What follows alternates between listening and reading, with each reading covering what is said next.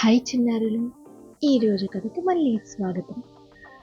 అనగనగా ఒక ఊరిలో ఒక గుడ్డివాడు రోడ్డుపై కూర్చొని, నేను చూడలేను, దయచేసి నాకు సహాయం చెయ్యండి అనే బోర్డు పెట్టుకొని ఉండేవాడు. చాలామంది వెళ్తూ చూస్తూ ఉండేవాళ్ళు, కానీ ఎవ్వరూ అతనికి సహాయం చేసేవాళ్ళు కాదు. ఒకరోజు ఒక మహిళ ఆ బోర్డుని చూసి అందులో ఉన్న వాక్యం మార్చి రాసింది.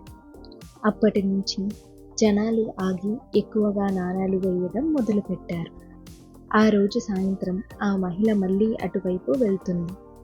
ఆ గుడ్డివాడు ఆమెను ఆపి ఇలా అడిగారు, మీరు ఏమి రాశారు? ఎందుకు నాకు ఇన్ని నాణాలు వస్తున్నాయో నాకు అర్థం కావట్లేదు అని అడిగాను.